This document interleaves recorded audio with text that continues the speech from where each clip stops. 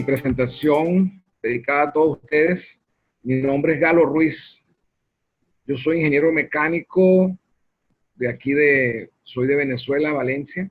Me inicié siendo un profesional de la industria petrolera aquí en mi país, con 18 años en mi tiempo allá. Salí en el año 2002 cuando hubo aquel declive de la empresa, donde fuimos votados 20.000 trabajadores. Posteriormente me inicié en lo mismo que yo venía realizando en la empresa PDVSA. Soy a nivel de pregrado ingeniero mecánico, a nivel de posgrado soy especialista en equipos rotativos, y en la formación de confiabilidad, bueno, soy analista de vibraciones nivel 4 según la Technical Association of Charlotte, y soy nivel 3 en análisis de aceite según el concilio, según la International Council Machinery for Lubrication. ¿Ok? Gerencio aquí de una empresa que se denomina Reliability Services, que somos una empresa dedicada a brindar tanto a empresas de Centroamérica, Sudamérica y el mismo Venezuela en materia de confiabilidad. Ubicamos los equipos tanto ensayo no destructivo para los estáticos y mantenimiento predictivo para los dinámicos y asesoría en materia de confiabilidad. Entonces, soy aparte también, todas mis actividades aquí en Venezuela las comparto con la Universidad de Carabobo. Yo soy profesor del 9º semestre, ya casi finalizando, pero de estudiantes de ingeniería mecánica e ingeniería eléctrica, en una materia que denominamos mantenimiento basado en condición, donde se le permite a los estudiantes ver una ventana de lo que en verdad se hace afuera, ¿no? Entonces es una clase bastante interesante porque se comparten las actividades pues, que la empresa Reliability Service realiza. Entonces, quiero decirles, estamos totalmente a la orden, espero poder llegar a ustedes y todo lo que puedan captar y no captar. Bueno, por favor, escríbanlo, hagamos las preguntas necesarias, estamos a su orden. Vamos a comenzar entonces con esta clase de hoy, con esta charla, con este compartir, porque esto es un compartir. Todos somos hermanos de una misma tierra. El análisis de aceite, una herramienta de clase mundial. Bueno, hermanos, entonces vamos el paseo hoy, el tour que vamos a dar hoy, vamos a pasear con todo lo que tiene que ver con el análisis de aceite. Si vamos a hablar de análisis de aceite, tendremos que hablar de la parte de quiénes nos vigilan y cuál es la norma. No podemos dejar a un lado la ICML, que representa la International Council Machinery for Lubrication, y hacer mención a esta norma 18434-4. Tenemos que hacer la mención. Una vez que tengamos y estemos claro la normativa que tenemos, vamos a saber cuál es el piso que tenemos que andar.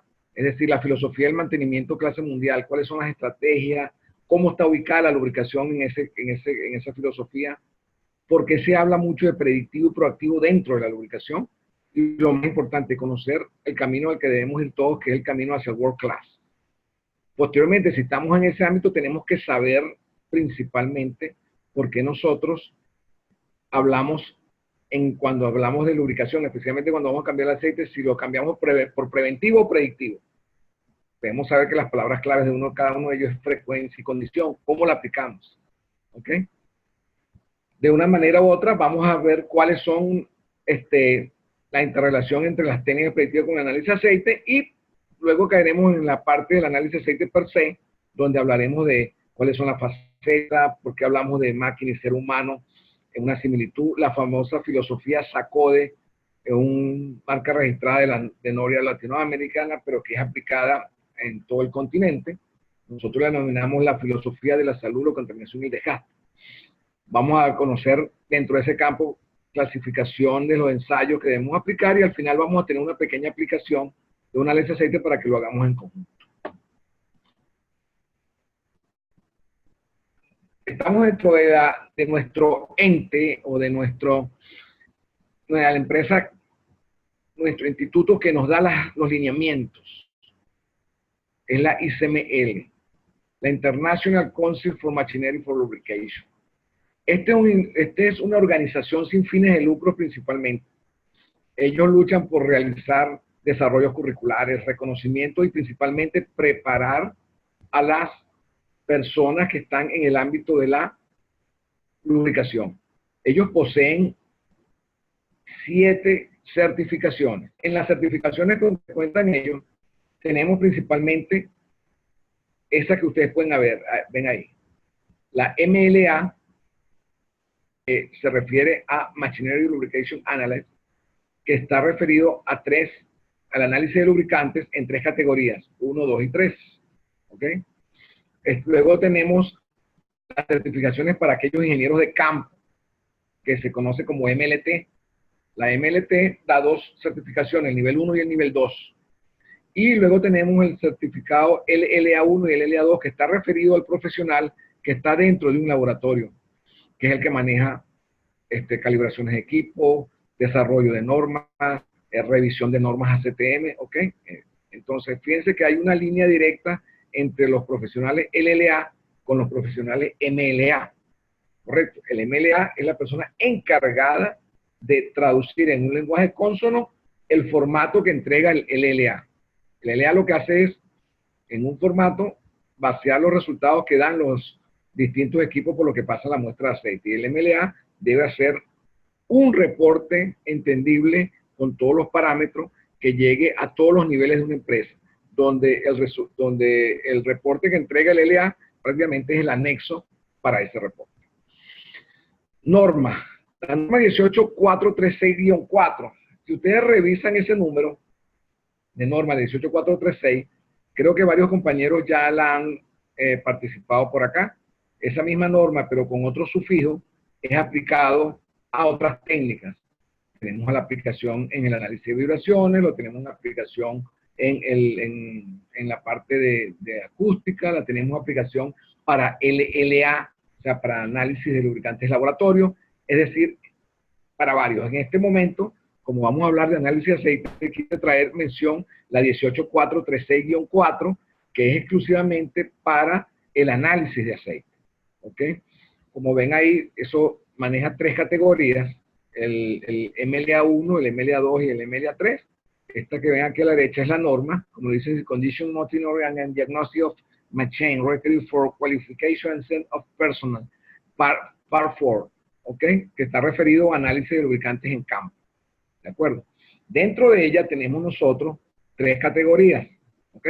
Vamos, por supuesto, cada uno de ellos, ¿qué significa? Cada uno de ellos debe decir que deben cumplir unas ciertas características para poder ir a un examen de certificación. En ese examen de certificación, él debe cumplir ciertas condiciones.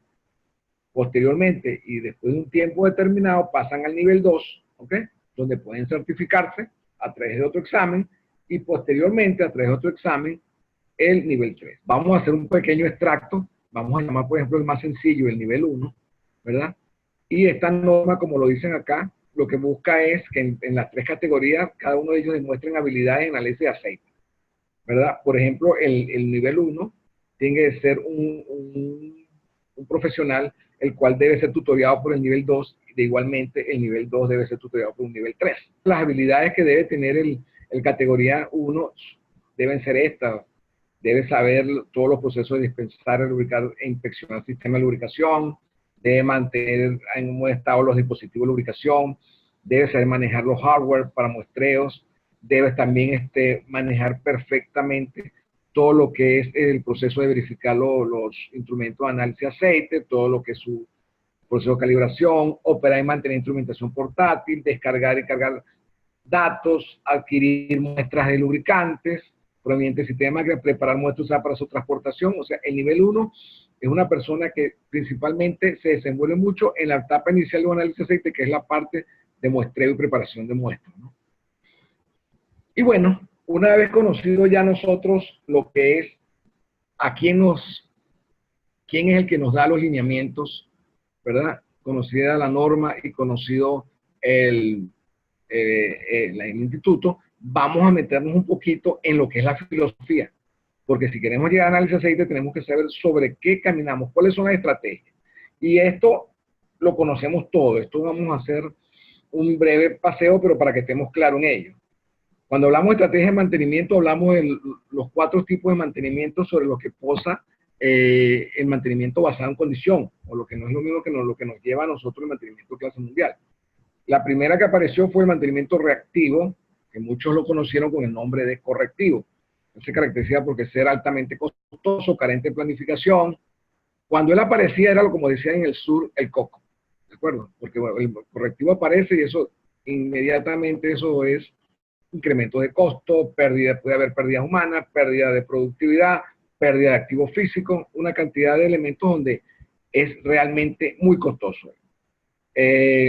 Aquí, por ejemplo, en los años 60, cuando estaban las empresas petroleras instaladas, ellos trabajan prácticamente a lo que era Gulf Móvil, que fue en los años 60, trabajan a toda pérdida. A ellos no les importaba en aquel entonces si un compresor Thomanson de 12 cilindros partía su cigüeñal, porque ellos sabían que podían tener uno para reponer, porque no había una conciencia de costos.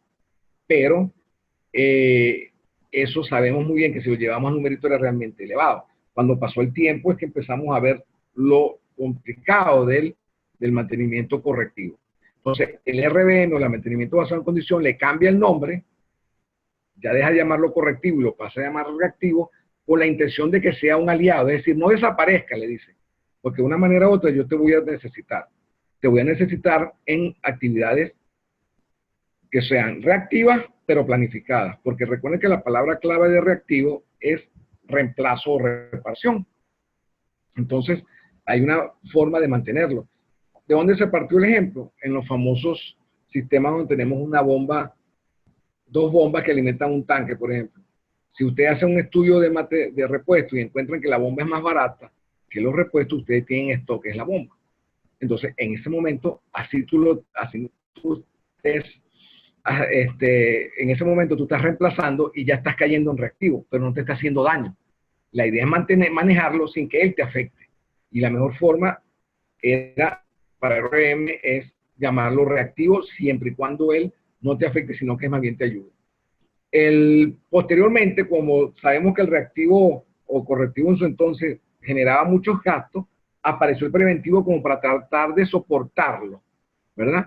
Para tratar de soportarlo en cuanto a los costos, ayudarlo con las pequeñas tareas, inspecciones de niveles de lubricación, limpieza de consola, revisión de cable, revisión de anclaje, todas esas actividades cortas que eran muy interesantes para hacerlas en campo. Donde la palabra clave era como la frecuencia, ¿correcto? Pero ¿qué pasó con el preventivo? Que era tan bueno que lo hacíamos a todo, ¿de acuerdo? Llegamos a hacérselo a todo y decíamos, bueno, parece que es tan bueno, pero no se dan cuenta, así que si apareciste para paliar los costos del mantenimiento reactivo, la idea es que no subas.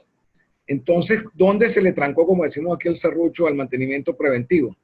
En el preciso momento que cuando salen los órdenes de trabajo, todo había sido una luna de miel, pero viene una orden de trabajo y dice, ok, motor PC502, potencia 400 HP. ¿Cuáles son las actividades que salen?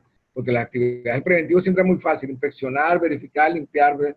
Aquí salió, señores. Primera actividad, desenergizar, desacoplar, desmontar, transportar al taller, desarmar, hornear estator, balancear rotor, cambiar rodamientos, volver a armar, trasladar, energizar,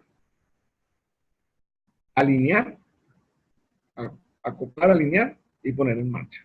Yo le pregunto a ustedes, ¿cuánto vale eso, señor? Con dinero. ¿Y por qué lo hacían en aquel entonces? ¿Por qué? Cuando se le preguntó al ingeniero, ¿por qué vamos a hacer eso? Vamos a hacerlo porque la orden de trabajo lo dice. Lo dice. Sí. Pero antes no se le paraba porque eran actividades menores, pero cuando llegó esta actividad, digo, bueno, pero le vamos a hacer un trabajón a un equipo que no me ha dado ninguna señal. Eso es como prácticamente, tú vas a ir, ¿para dónde vas? No, voy al médico, tengo ganas de sacarme el vaso porque, por prevenir, tú sabes, ¿no? ¿Qué prevenir? No voy a hacer que más adelante el vaso se contamine. Sí, vamos a hacer eso. Entonces es cuando metemos el frenazo y decimos, bueno, ¿qué está pasando aquí? Vamos a tener que revisar. Porque no le damos la oportunidad a la máquina que diga por lo menos ayayay. Y ahí es cuando nace el mantenimiento predictivo. Dos famosos estudiosos de esta cátedra de la perteneciente a CCI, los hermanos Crawford, ellos estudiaron los rodamientos que eran desechados por las empresas aeronaves, en ese caso era KLM y Panam. Tú sabes que ellos manejan vamos a decir, la materia prima más cara, que es la vida humana, y ellos sí tienen sus procesos de mantenimiento preventivo totalmente establecidos, que a tantas horas se cambia todo. Y ellos lo que hicieron fue revisar los rodamientos que habían sido desechados. Y ellos encontraron que de 100 rodamientos, 80 rodamientos presentaron una condición intacta. Y eso que el análisis fue a través de metrografía. Es decir, seccionamiento, pulida y observación al microscopio. Encontraron totalmente que estaban sin una marca. Y 2 rodamientos se encontraron con posibles indicaciones en su estructura interna donde en algún tiempo quizás podrían presentar problemas. Entonces, imagínense que cuando hacen una extrapolación a las condiciones de planta, dijeron, bueno, nosotros estamos botando rodamientos simplemente porque el fabricante de ese compresor o el fabricante dice que hay que cambiarlo. ¿Cuántos rodamientos no serán lo mito y lo estamos botando? Entonces ahí es donde surge el mantenimiento predictivo, que es el encargado de permitir a la maquinaria que diga, mira, yo tengo fiebre, mira, yo tengo convulsiones, mira, yo creo que mi sangre está contaminada. Entonces, es la idea cuando el predictivo surge para darnos esos avisos.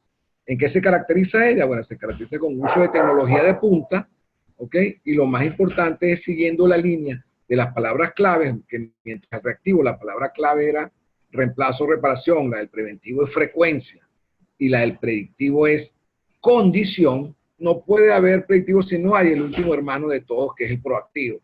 Esto es una herramienta donde entra dentro de todo lo que es la confiabilidad principalmente, porque se fundamenta en el análisis causa-raíz.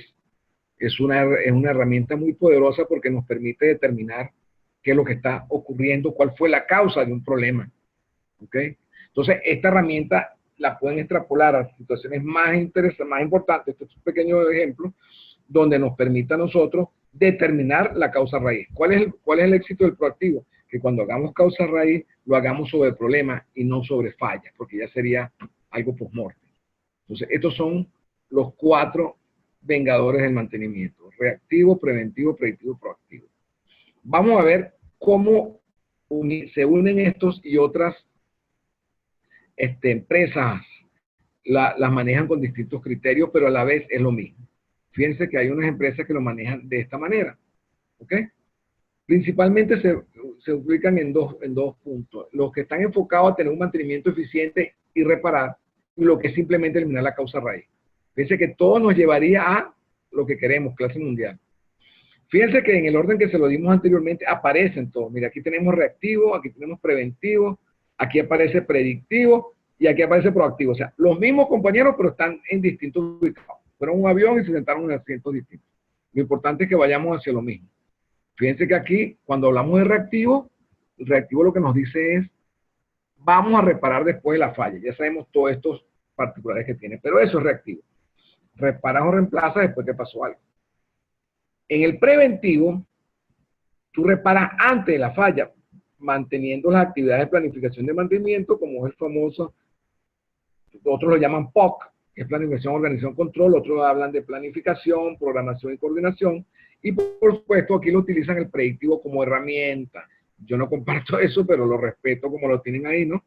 Que forma parte de esta gran casa. Y si nos vamos a estos 2 bloques, ¿verdad? Donde tenemos la confiabilidad intrínseca y la clase mundial, la confiabilidad intrínseca nos habla de que no vamos a reparar, fíjese ese futuro. El futuro es no reparar, sino simplemente eliminar la causa de la falla. ¿Cómo? Aplicando proactivo, eliminamos defectos, rediseñamos, dirigido hacia la causa de la falla. Y cuando estemos, ¿cómo será cuando estemos en clase mundial? Ya estamos hablando de optimización de activos, donde tenemos que alinear la visión, tenemos que pensar en optimización, integración, alianza y transculturación cultura. Como digo, que este es el nombre de la materia que doy en la universidad. Mantenimiento basado en la condición. Los 2 grandes pilares, el predictivo y el proactivo. Ya lo dijimos, cuando hablamos de predictivo, el objetivo es detectar síntomas y fallas. Recuérdese que el predictivo es bueno porque nos ayuda a determinar fallas tempraneras, pero no a solucionar, no. Nosotros podemos determinar o conseguir un rodamiento en etapa 2 y dependiendo de nuestra función como buenos técnicos de campo, podremos ser capaces de llevar ese nivel 2 por mucho tiempo, ¿verdad? Por mucho tiempo, monitoreando, sabiendo dónde estamos, etcétera, etcétera, y podríamos llevar a tenerlos con nosotros trabajando ese equipo y sabiendo que el rodamiento está dañado. Mientras que en el proactivo nosotros vamos principalmente a buscar la causa de la falla. ¿Qué estrategias o qué tecnología usaríamos? Fíjense, en el proactivo tenemos análisis de desgaste en el aceite. Hay muchas técnicas que nos permiten determinar qué le está pasando a la máquina a través de estudiar desgaste, por densidad, por espectroscopía, por conteo de partículas. A través de muchas técnicas podemos encontrar qué está pasando con el desgaste.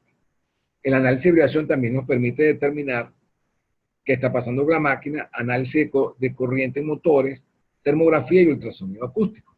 Herramientas predictivas de mucho uso, de gran valía, para poder llegar a este objetivo.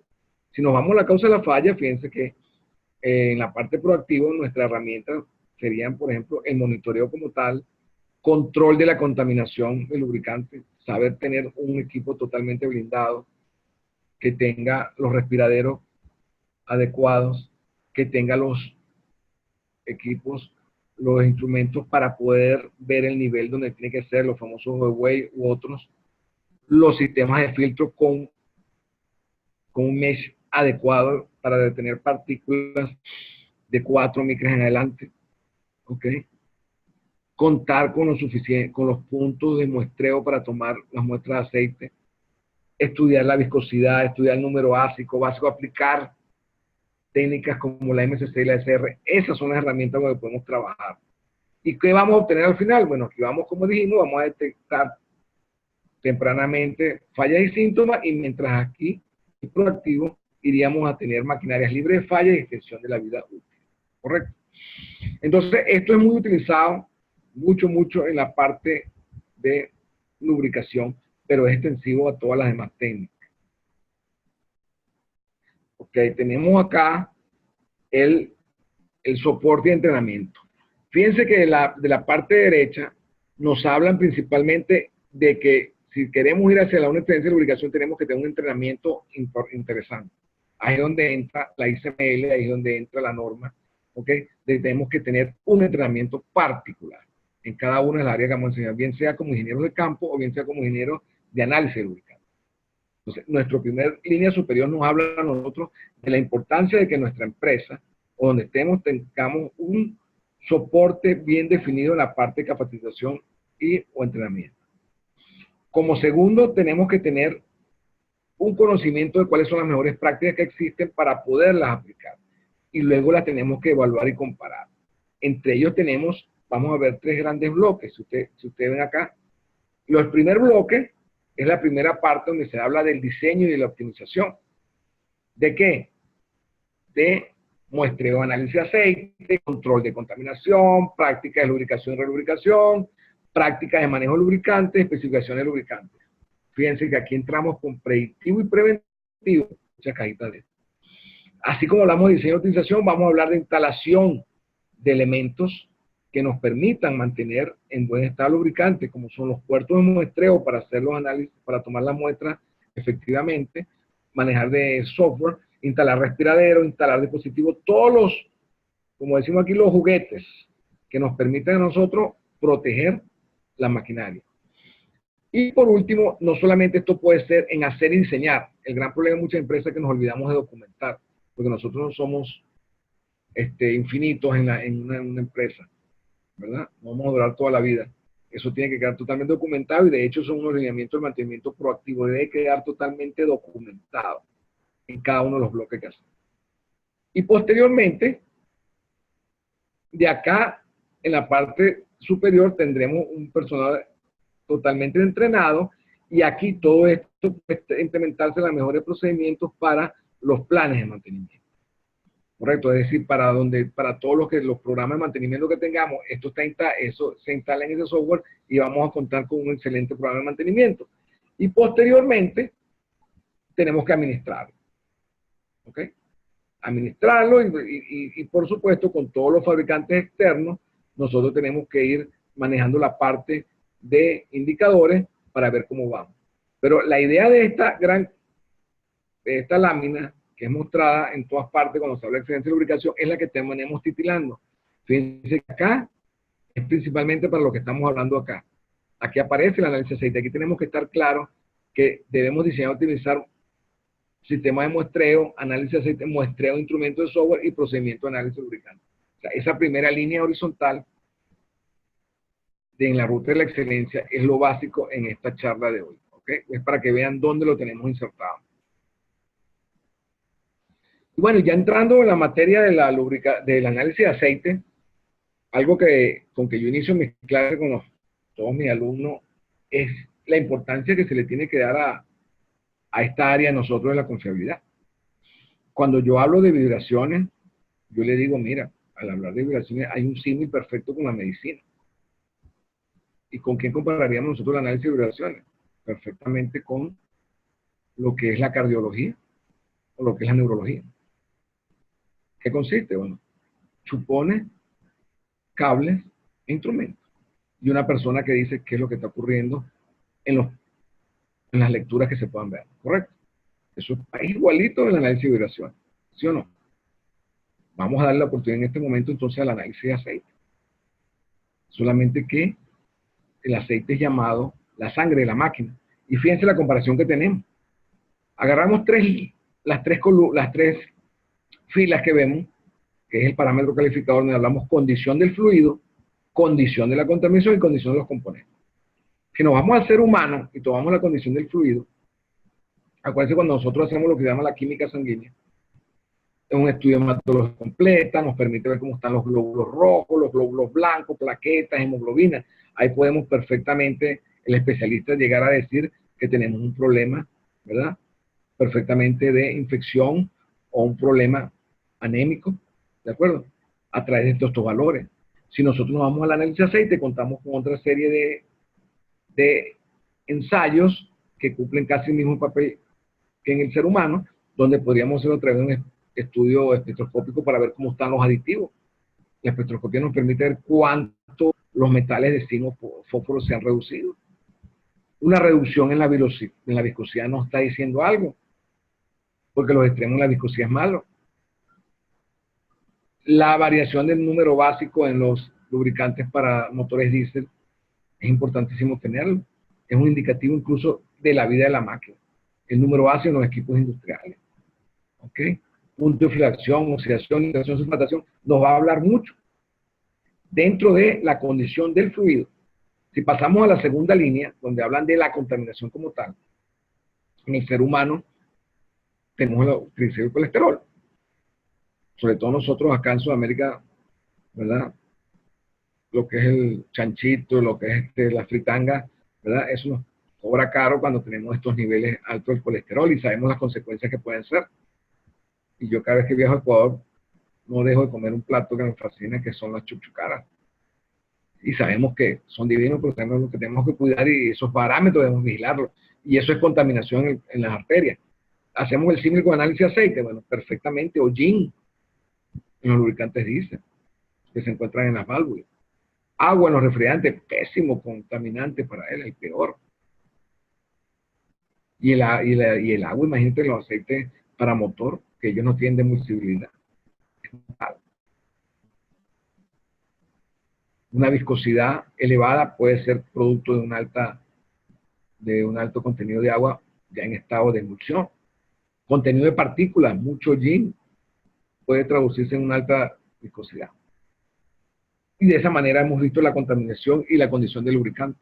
Vamos a la tercera línea y nos habla de componentes. Transaminasas, glutámico, transaminasa, las pruebas de función tiroides. Aquí principalmente la transaminasa nos puede decir cómo está el hígado y hay que ver cómo nosotros estudiamos a ese señor, el hígado, y es un componente. De esa misma manera nosotros a través del análisis de desgaste podemos ver cómo está la maquinaria. Si conocemos perfectamente la metodología de nuestro equipo y encontramos altos ppm de cobre, quiere decir que algún elemento de aleación amarilla está en peligro. Igualmente si conseguimos níquel, si conseguimos hierro, si conseguimos estaño, plomo, sabemos que tenemos un problema de Babbitt. Entonces nos está hablando, la máquina nos está hablando a través del DNA. Entonces por eso quiero compararlo con análisis de la sangre para que vean la importancia entre los dos. Pero muchos se preguntarán, ¿para qué sirve? ¿Para qué sirve el análisis? Varias preguntas las tienen aquí arriba. Detección de causa raíz de falla, detección de falla incipiente, podemos diagnosticar un problema, podemos pronosticar el problema o lo que no queremos, autopsia. Pero vamos a ver cómo está conformado nuestro análisis de aceite, en qué tenemos que hacerlo. Bueno, sigamos el sentido de la aguja del reloj y debe haber una primera etapa y sigamos con el símil con el cuerpo humano. Toma de muestras. ¿Con quién se hace el símil? Con el momento en que ustedes llegan al laboratorio y les tienen que extraer la sangre. Y de esa misma manera, todo el cuidado que tienen ahí, lo deben tener ustedes acá. Ustedes no se dejarían sacar la sangre con una inyectadora que ya la usó otro paciente, ¿verdad? Bueno, aquí igual, este envase que está usando este caballero no puede ser usado en otro más. Eso se desecha.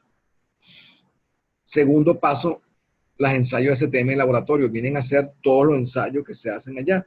Perfil 20, hemoglobina, ¿verdad? Tiroides, marcadores tumorales, todo eso aquí está. Nosotros haríamos aquí viscosidad, metales, infrarrojo, número de ácido, humedad, Carl Fisher, todo acá. Fíjense la similitud. Posteriormente, el laboratorista estudia y emite un reporte con valores que llegan al médico internista y él toma la decisión. Bueno, aquí estos ensayos en el análisis de que los realiza un profesional según la SML, que sería un LLA 1, un LLA 2. El LLA 2 tiene un poco de capacidad para analizar también, pero no es su obligación. Es entregado un reporte, el cual es tomado por un profesional MLA, que es el que se encarga de llevar estos números extraños a un lenguaje consono que lo entienda, desde un técnico mecánico hasta un gerente. ¿Okay? En cada uno de los lenguajes. De repente el gerente entiende con código de colores y el nivel intermedio como un supervisor sí entiende perfectamente los límites de aceptación para cada parámetro y él entiende por qué está pasando o qué está ocurriendo. Y al final las recomendaciones y conclusiones del trabajo, que es lo que está ocurriendo. Principalmente las conclusiones hablan de una causa raíz, las recomendaciones de qué es lo que debemos hacer para mejorar el proceso que estamos viendo. Esos son los 4 fundamentos de lo que se tiene que hacer en análisis de aceite. Vamos a ir descubriendo cada uno de ellos. Vamos a ver qué nos dice la toma de muestra y qué tenemos que abrir. La toma de muestras viene como una llamada a la atención cuando nosotros le damos muy poca importancia a esto y usábamos los tarritos de compotas, tarritos de leche, tarritos de jugo y tomamos la muestra ahí. Eso no se debe hacer. ¿Okay? Entonces el primer paso es súper importante. ¿Okay? Por ejemplo, si nosotros hablamos de puertos de muestreo, hay muchos.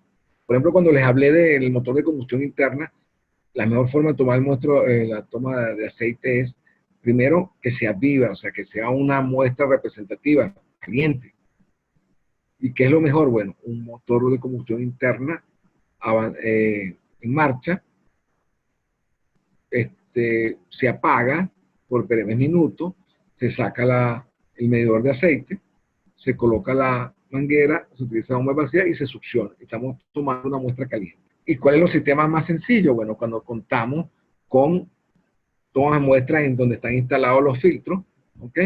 O, como lo dice la norma, ¿dónde es el mejor sitio para que tengamos un puerto de muestreo? ¿Cómo dice la norma? La norma dice que debemos tomar las muestras representativas después de la máquina para traer la información. Antes del filtro para que no nos las cubra. Y en un sitio de turbulencia que puede ser un codo para que se mezcle. Esas son las mejores condiciones para tener un puerto de muestreo. Nos habla de puertos primarios y puertos secundarios. Puertos primarios cuando en verdad queremos monitorear la sangre de todo el sistema. ¿Okay? Como dijimos principalmente, o sea, que traiga información de la máquina. Este puerto que está aquí, fíjese que trae información de la máquina y lo estamos colocando antes del filtro. ¿Okay? Entonces, me interesa que traiga esa información. Entonces, a este que viene acá, por ejemplo, él trae información ¿de dónde? Del tanque, aunque lo llamamos secundario porque me está monitoreando este equipo particularmente. Ah, igualmente, y bueno, este me está permitiendo monitorear este bloque de válvulas que viene. Y así sucesivamente, es decir, hay que manejar muy bien el término primario y secundario. El primario está de la contaminación de aceite, principalmente es el elemento donde vamos a tomar la muestra más representativa de todo lo que sale de la máquina principal, de una turbina, de un compresor. ¿Okay? Y secundario, que nos sirve a nosotros para monitorear unos componentes o accesorios que complementan pues, todo el sistema.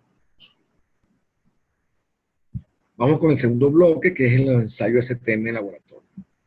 Entonces, fíjense muy bien. Fíjense cómo vamos con el símil de la sangre. Sabemos cómo debemos extraer la sangre, cómo es el cuidado que hay en los laboratorios y cómo se hace con el análisis de aceite. Vamos entonces a la parte del laboratorio. ¿Cuáles son los ensayos STM que deberían cubrir el análisis de aceite? Bueno, primero tenemos que conocer muy bien que cuando nosotros vamos a analizar el aceite, tenemos tres grandes bloques. ¿Okay? Nos va a permitir con los ensayos que hagamos estudiar el lubricante, estudiar la contaminación y estudiar la maquinaria. Estos dos son proactivos y este es predictivo. Y por supuesto, los bloques amarillos nos hablan sobre lo que queremos cubrir, lo que es la parte físico-química que lo llaman salud, la parte de contaminación y la parte que se llama desgaste. Entonces, aquí en los verdes voy a clasificar por equipo. Mire, voy a tener tres familias: sistemas hidráulicos, turbinas y compresores de aire, principalmente, cajas reductoras, y lo acompañan sistemas simples como bombas, motores, etc. Y el diésel. Son esas tres familias. Veamos aquí en los bloques azules los ensayos que se sugieren. ¿Okay? Entonces, esto es importante porque nos permite una guía para los ensayos. Vamos entonces a hablar ya de parte del punto de vista de análisis. ¿Qué analizamos nosotros en salud, señor? ¿Qué es lo que tenemos que ver nosotros? Bueno, el primer parámetro. No hay análisis de aceite sin analizar viscosidad. ¿Por qué? Porque los extremos de la viscosidad es mal. Hablemos de viscosidad extrema. Porque una viscosidad en extrema es mala. Porque una déficit de viscosidad es mala y porque un aumento de velocidad. Aumento de viscosidad que nos trae como consecuencia, aumento de temperatura. Baja viscosidad nos trae como consecuencia contacto metal-metal. Desgaste adhesivo contra aumento de temperatura. Un aumento de temperatura trae consigo proceso de oxidación y procesos ya de degradación del lubricante, taponamiento de tuberías por los subproductos del lubricante que se degradan. Entonces, todo es una cadena. Entonces, los extremos de la viscosidad es mal. Pero, principalmente, yo debo tener parámetros de alerta y crítico. Es decir, yo debo conocer, cuando estoy analizando un aceite, la viscosidad, porque a mí un reporte de laboratorio me da cuánto tiene la viscosidad. Entonces, yo debo conocer cuánto es la viscosidad de ese aceite en condiciones virgen. No por cifras típicas, sino lo que diga el manual, sino haber tomado una muestra de un lubricante desde el tanque, del tambor, y hacer su viscosidad. Unos dicen que es un BG32, no necesariamente su viscosidad es 32. El análisis 7 me lo va a decir, de repente me dice que es 31.98 o 32.16. Recuerde que según la ISO es un rango. ¿Ok? Entonces, ¿cómo hacen ustedes? Bueno, ustedes van a tener para la viscosidad, para equipos industriales, se trabajaría entre más o menos el alerta 5% del valor de la viscosidad y más o menos 10% del valor de la viscosidad. Es decir, usted tiene el valor de la viscosidad medida virgen, le aplicas el 5% por arriba, será el límite de alerta superior, o le aplicas el menos 5%, será el límite de alerta inferior, igualmente con el crítico. Trazas tu gráfica, lo que se salga por arriba del crítico, tanto superior o inferior, eso será ya bien grave, porque significa que te está pidiendo es cambio, y mientras estés en alerta con más o menos 5%, vas a tener condiciones que te permitan de repente actividades que puedan medio paliar la situación, por ejemplo, un cambio dinámico, extraer 30 litros y agregar 30 litros para ayudar a oxigenar los paquetes aditivos. Entonces, ese tipo de acción. Igualmente con la viscosidad a 100 grados tenemos también, esto tampoco, si hacemos esto no hay problema con que también lo apliquemos, pero la norma nos dice que podríamos aplicar estos valores que están acá. Cualquiera de ellos sirven, lo importante es que tracemos nuestros límites de alarma y nuestros límites críticos para saber dónde se encuentra mi lubricante, la viscosidad de mi lubricante que estoy analizando. Eso fue la viscosidad. Índice de viscosidad no es un ensayo rutinario, pero siempre es bueno conocerlo. No, esto representa la pendiente de un lubricante según la condición de viscosidad, temperatura, ¿ok? Para determinar dónde estamos ubicados, ¿ok? Por lo tanto, le digo que no es rutinario, sino simplemente para ciertas actividades que tengamos que realizar. El número ácido sí es una actividad rutinaria, exigente, porque él te permite ver cómo está el grado de acidez del lubricante. Recuerden que el lubricante, a medida que él se puede ir degradando, él va a formar peróxidos. Y esos peróxidos son los que van a reaccionar con el metal de la maquinaria y viene la famosa falla por desgaste corrosivo. Entonces, por eso normalmente se dice que la forma de vigilarlo es conocer el número ácido de la muestra virgen, considerar como alerta sumándole 0,5 del aceite nuevo. Pónganse ustedes que tenemos 0,8 en el aceite nuevo y tenemos y el aceite usado nos está dando 2. Fíjense que aquí sería 1,8 el límite crítico aceptable y nos está dando 2, quiere decir que está ponchado, quiere decir que está acidificado y quiere decir que va a producir un daño. Entonces es un valor muy importante porque este valor nos permite a nosotros también, es un marcador del proceso de oxidación de un lubricante. El número básico es lo mismo, pero al revés. Al revés, porque el otro hay que evaluarlo cuando crece, este hay que evaluarlo cuando decrece. Esto está representado por la pastilla alcalina que traen los lubricantes automotrices, ¿verdad? Ellos vienen con una capa alcalina, en muchos casos de un valor 10, y él lo empieza a evaluar y él se viene bajando. Él se evalúa por 2 métodos, el D2890 4739. Yo trabajé mucho con este valor, y lo utiliza mucho móvil. Los dos son iguales, lo único que usan es distinta solución. Este trabaja con ácido perclórico y este trabaja con ácido clorhídrico, pero al final reporta lo mismo, queremos lo mismo, solamente que de repente son valores más conservadores uno que el otro, y se evalúa de la siguiente manera: una reducción del 50% ya es grave, y un valor menor o igual a 2, eso ya no sirve, eso hay que parar inmediatamente y cambiar ese aceite. Y bueno, por supuesto, existen estos métodos, también son evaluados desde el punto de vista colorimétrico, que es la norma 974, ¿ok? Que a través de un color te permite, pero es algo muy cualitativo. Yo sugiero que se trabaje con las dos normas anteriores, la 664 y las otras dos del número básico. Este método es exclusivo para analizar, se puede aplicar a todo. Hoy en día se están aplicando todo, pero exclusivamente es de una gran herramienta para los aceites diésel, ¿ok? Porque nos permite a nosotros, esto es lo que te da un espectro, ¿verdad? Él te da valores tanto cualitativos como cuantitativos. Cualitativo es una curva espectral, donde se ubican la parte de oxidación, nitración, sulfatación, los aditivos, agua, etc. Pero cuantitativamente, que es lo que interesa, él te reporta cómo está la oxidación, cómo está la nitración, cómo está la sulfatación, cómo está el hollín, cómo está el glicol, el refrigerante, y cómo está el agua. Ok, entonces volvimos acá para que me dé mi llamado a la contaminación. Ya con las láminas anteriores analizamos cuáles son los ensayos a aplicar y cuáles son los límites que debemos tomar en cuenta. ¿De acuerdo? Fíjense que vimos principalmente la viscosidad y la parte de número ácido para la industria, el número básico para... vamos a la parte de contaminación, ¿en qué consiste? Señora, hablar de contaminación y no hablar de la ISO 4406 es perder tiempo. Como lo dice acá, está dirigido principalmente a fluidos hidráulicos. ¿Okay? Muchos de ustedes a lo mejor ya lo han manejado, pero es importante que la tengan. Es muy importante manejarlo en los sistemas hidráulicos. ¿Ok? Se utiliza también en las turbinas, que es exigente. Y bueno, se necesita tecnología. Hay dos tipos de tecnología, el óptico y el bloqueo de poros. Este es muy limitante. Este nos trae a nosotros, en condiciones que no sea muy viscoso, que no sea muy oscuro. O sea, es verdad, es bien complicado trabajar con esto. Este es una maravilla.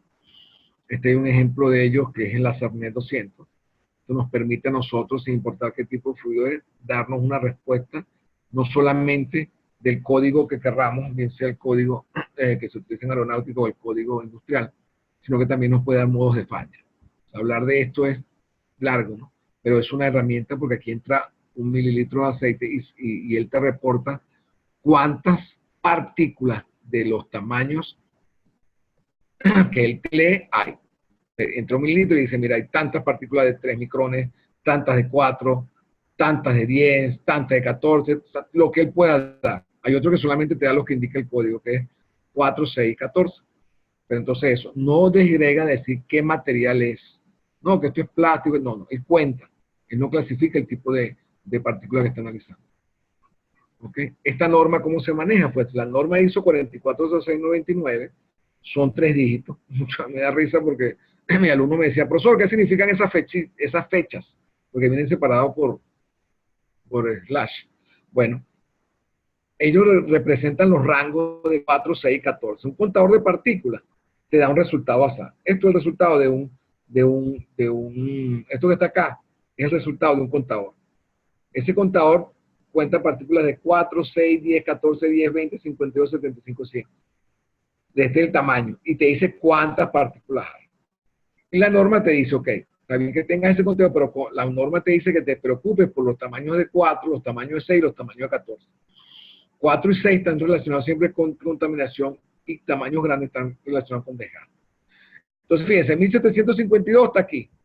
Entre 1300 y 2500, ambos inclusive. ¿Le corresponde qué rango? 18, ¿bien? Coloco 18. Aquí para 6, tenemos 517. ¿Dónde está 517? Acá, entre 320 y 640. ¿Qué número es? 16. Coloco 16. Y posteriormente, este que está acá, para 14 tengo 55. ¿Dónde está 55? Lo busco por acá y veo que está acá, entre 40 y 80 y da 3. Total, ¿cuál es el código que tuvimos? 18, 16, 3. Esto es muy académico. Esto se utiliza en la universidad para que los estudiantes aprovechen lo que usen, pero cuando nos vamos a nosotros, gente de campo, el equipo como tal te lo da directamente. Tú lo pides y él te lo contabiliza y te dice cuánto es el código de eso. ¿Y para qué sirve? Bueno, ¿para qué sirve? Porque fabricantes como Siemens, ¿ok?, como varios fabricantes de turbinas, te exigen cuál es el código de limpieza que debe tener el lubricante. Y si tú no lo tienes, en tus procesos de muestreo, tú tienes que llevar tu aceite al código que te pide el fabricante a través de procesos de filtración efectiva. Entonces, importantísimo trabajar con él. ¿Y cuáles son los límites de código de limpieza que tendría? Bueno, eso principalmente yo se lo dejo al fabricante porque él me lo da. Tú tienes que mantenerte por acá. Bueno, pero para los que no lo tengamos, aquí tenemos, dependiendo de la presión de trabajo, menores a 1500, de 1500 y mayor a 2500, y dependiendo del tipo de elemento o de equipo, tenemos estos códigos de limpieza que están acá.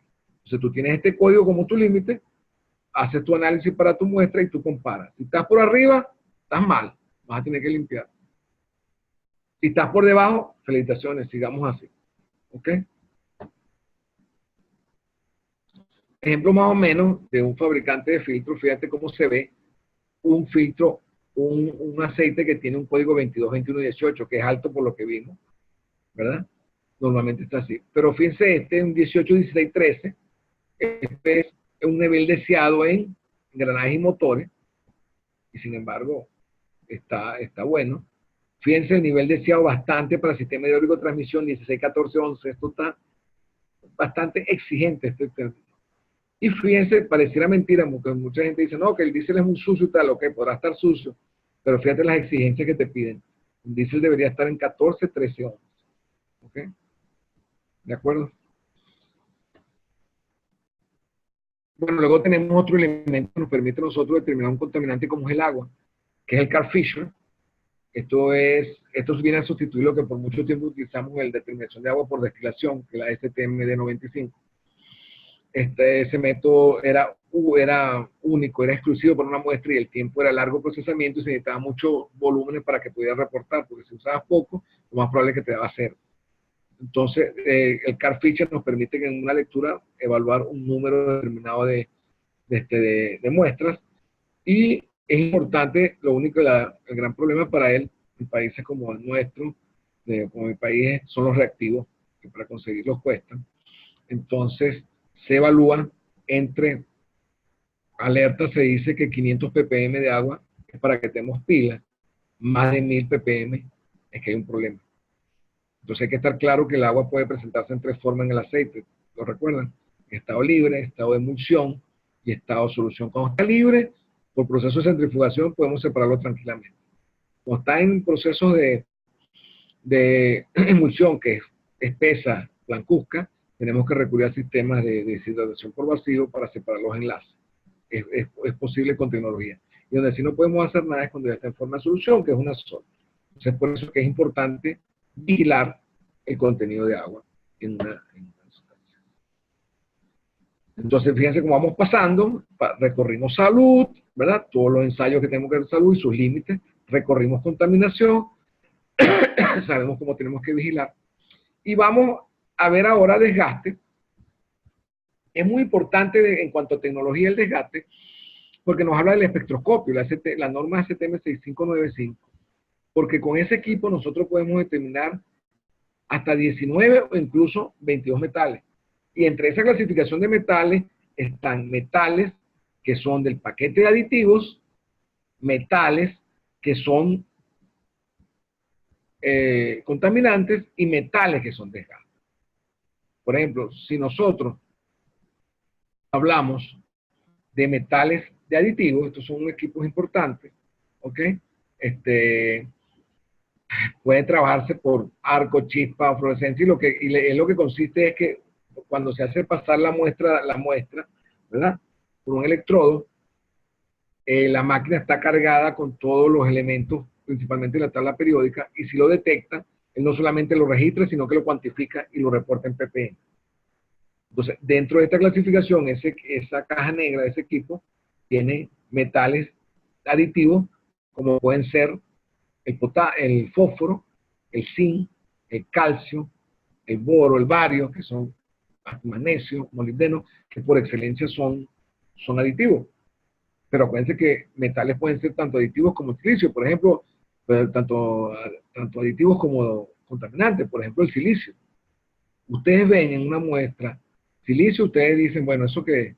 Porque recuerden que el silicio es polvo atmosférico, o sea, es un contaminante por excelencia.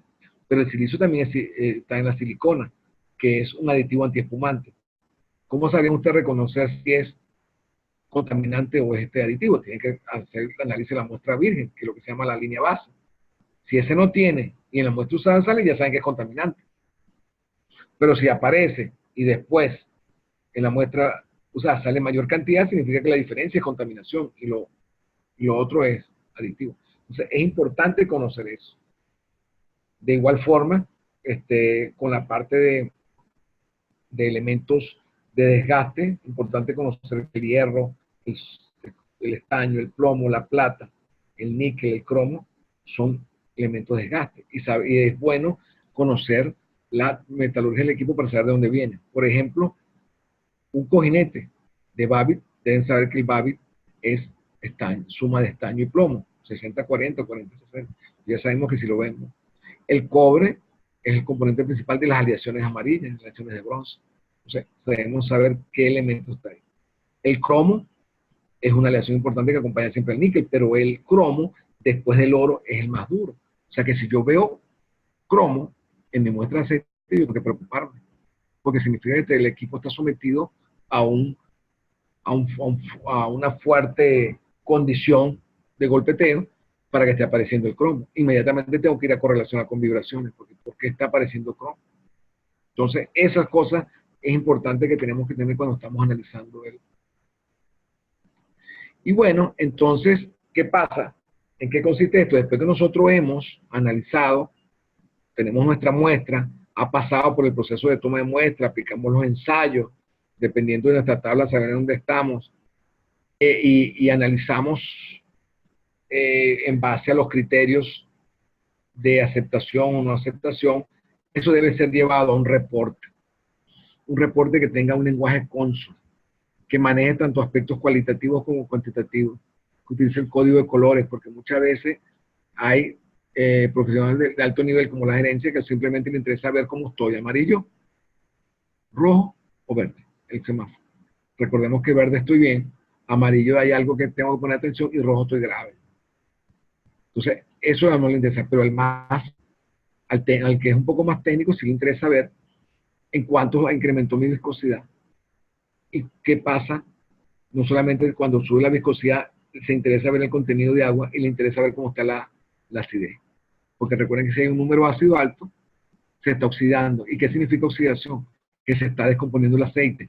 Y al descomponerse se degrada y todos sus elementos hacen que el aceite se espese. Una razón es que la viscosidad aumente es agua en estado de emulsión o proceso de oxidación. Pero por nosotros, para poder apuntar y decir que la causa raíz de oxidación, tendríamos que ver estos parámetros. ¿Ok? Entonces, eso tenemos que verlo muy claro dependiendo del nivel que ve el reporte. Pues la idea es que el reporte tiene que estar lo suficientemente reforzado, y no solamente eso, sino el valor agregado, que es la recomendación. Porque las recomendaciones de un reporte de análisis de aceite tiene que ir directamente a las órdenes de trabajo de una planta. Y ya que nos metimos en la parte de desgaste, no podía dejar pasar esto. ¿Ok? Yo creo que este es bien interesante lo que nosotros hacemos. ¿Qué ocurre? Si nosotros tenemos un equipo que podemos analizarlo por un conteo de partículas, que es el equipo que vimos, el LaserNet, que puede ser óptico, puede ser de poro, nosotros lo estamos contando, vemos cuál es su código, vemos cómo está ahí. Si el código aumenta, dice, ¿cumple con los objetivos? Sí, perfecto. Si el código no aumenta, yo sigo monitoreando. Aquí lo que pasa es que hay un error. Yo creo que aquí no debería ser sino que simplemente cuando no supera los objetivos, porque cuando lo supera, yo tengo que irme un poco más allá, estudiar esas partículas. Si no lo supera, es decir, que estoy por debajo del código que tengo planteado, de mi objetivo, yo sigo monitoreando. Pero si lo está superando, que sí que significa, si lo supera, bueno, vamos a estudiar un análisis de densidad ferrosa. ¿Qué consiste eso? Tomamos nuestro aceite, ¿verdad? De ese aceite hacemos un filtrograma, o vamos a un equipo directo que de densidad ferrosa que te determina las partículas largas o cortas, dependiendo de qué tecnología tengamos. Y tú dices, ¿el porcentaje es alto? No, bueno. Entonces busquemos las problemas en otro lado, a lo mejor el filtro que está roto, hay un problema de sello, está ingresando partículas, corregimos y seguimos monitoreando. Si el porcentaje es alto, porque esto está referido exclusivamente a la parte de desgaste, como dice aquí análisis y monitoreo, vamos y seguimos acá y empiezo a utilizar otras técnicas, veo ferrografía, veo espectroscopía, vibración, a ver qué está pasando. Porque tengo tanto desgaste, debe ser que tengo un elemento, y las vibraciones me pueden ayudar. De repente la dirección me dice dónde es que está. Se localiza y se corrige. Entonces, este programa para estudiar partículas apoyado en el análisis en las partículas de desgaste es muy importante. Recurrimos a estas técnicas o recurrimos a estas técnicas de inspección. Esto es como un ejemplo, esto existe en muchas tablas, pero cuando analizamos aceite y tú encuentras partículas de desgaste, tú dices, cónchale, eso es bueno o es malo, ¿hasta dónde llego? Bueno, aquí más o menos te dicen, ¿ves? Por ejemplo, estas partículas como hierro, cromo, normal debe estar aquí. ¿Ok? El cromo. Marginal entre 4 y 8. Más de 15 es crítico. Pero esto, por ejemplo, para mí en particular, es mucho. ¿Okay? O sea, ¿qué hace uno? ¿Cuáles son los mejores? Estos son por autores. Valores, normalmente uno lo que tiene que hacer es construir en base a su tabla, a su experiencia, en la estadística que lleva con respecto a las bases de datos que tiene. Esa es la mejor que podemos hacer. Pero cuando no se tiene, bueno, podemos recurrir perfectamente a la literatura. El doctor Albarracín de Colombia, en su libro, tiene bastante información sobre todo en motores diésel, cuáles son los valores permisibles en metales. ¿Okay? Y bueno, para el cierre sí quería más o menos ver cómo funciona esto, ver si me pueden ayudar con este ejemplo práctico. Si ustedes yo los estoy tutoreando, vamos a suponer que tengo a JC, a Englin y a Pascoric, y estamos conmigo y nos llega un reporte de análisis de aceite, como este.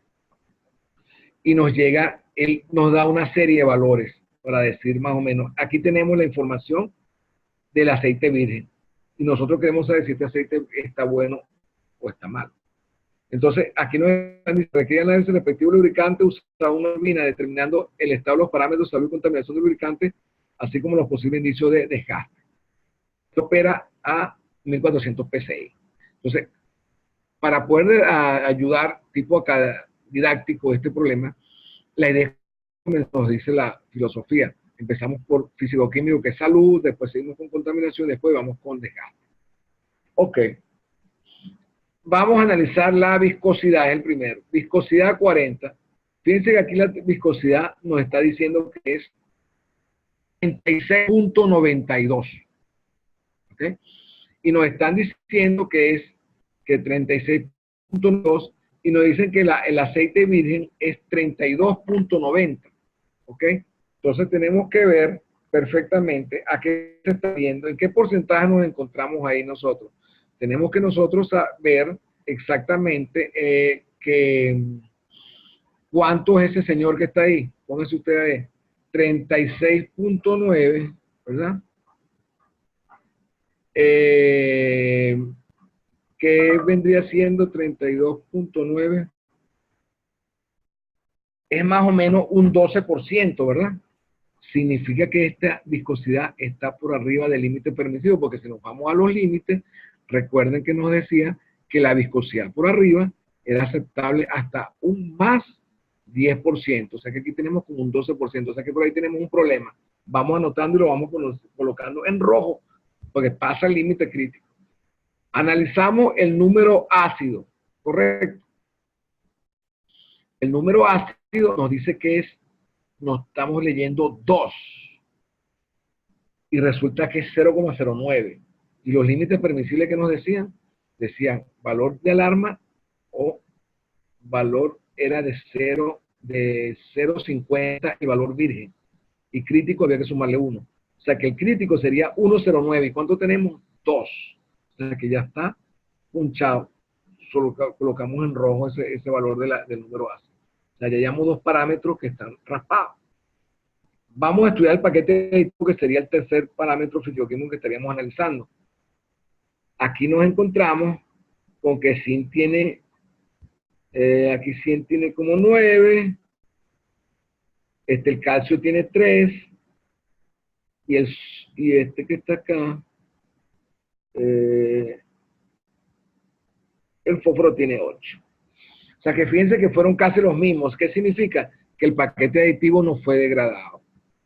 Que con el percance que le esté pasando, afortunadamente el paquete aditivo está bien. ¿Qué haríamos nosotros cuando analizamos paquete aditivo? Ok. ¿Qué valores? Se me olvidó decirles esto. Cuando analizamos paquete aditivo, es recomendable evaluar. ¿Okay? Esto se evalúa por reducción. Cuando los metales se reducen en un 25%, eso es alarma. Y si se reduce en un 75%, eso es crítico. O sea que si está más del 75%, eso está degradado el aditivo. O sea que aquí vemos que va bien.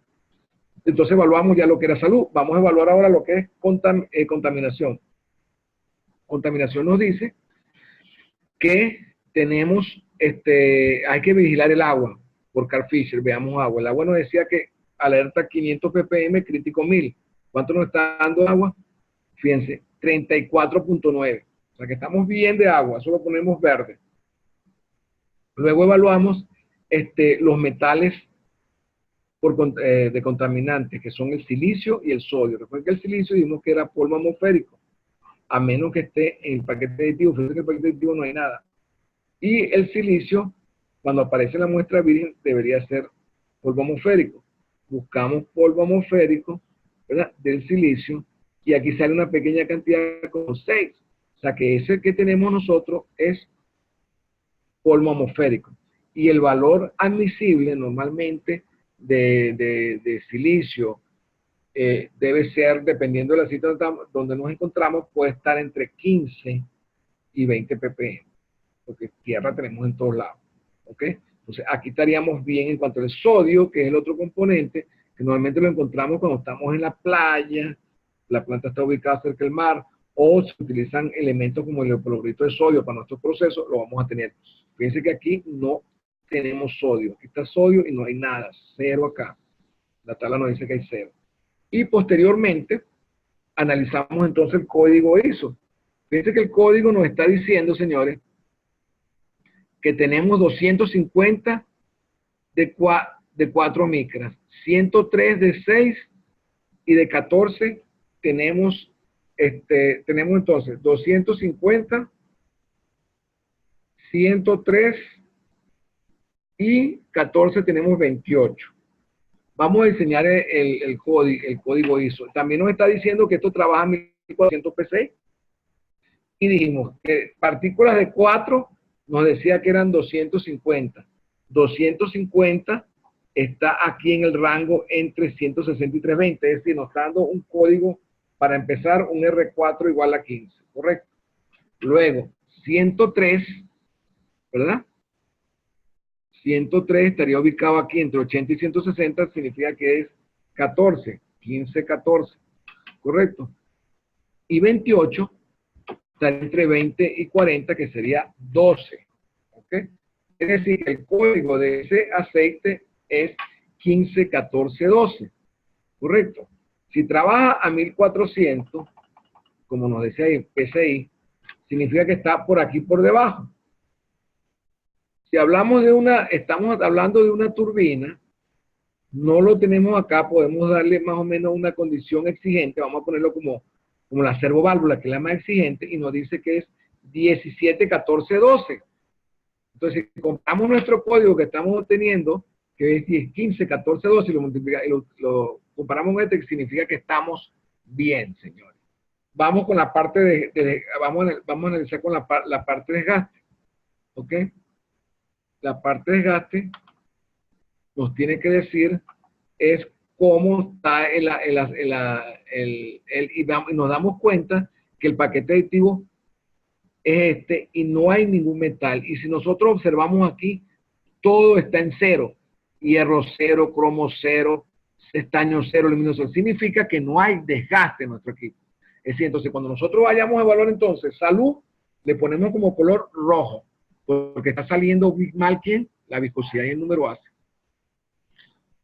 Contaminación, ¿cómo salió? Verde. El código ISO está bien, no tiene agua y no hay metales de contaminante. Nos vamos al desgaste, salió verde. Y está bien. Ajá, señores, pero ¿qué pasó? Tenemos un rojo, dos verdes. El aceite está punchado. ¿Qué debemos hacer? ¿Qué está pasando ahí? Bueno, lo más probable es que tengamos algún problema. Entonces ahí es donde viene el análisis causa-raíz o el diagnóstico. ¿Qué pasó? Entonces, de esta manera, señores, el ADN nos dice a nosotros qué está pasando con nuestro aceite y qué es lo que podemos hacer para mejorar. ¿Ok?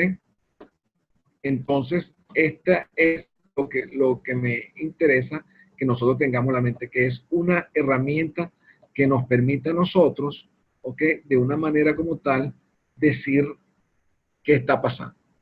Esta herramienta es realmente valiosa, señor. Incluso en lo personal, para los que tienen sus vehículos y quieran usarla, o para todos los trabajos que nosotros desempeñamos en planta. Entonces, los invito a que nos introduzcamos en este maravilloso mundo del mantenimiento preventivo, en esta oportunidad, en la parte de análisis de aceite. Muchas gracias por su atención. Espero que haya llegado el mensaje, lo hayan disfrutado y bueno, estamos siempre en contacto. Muchas gracias.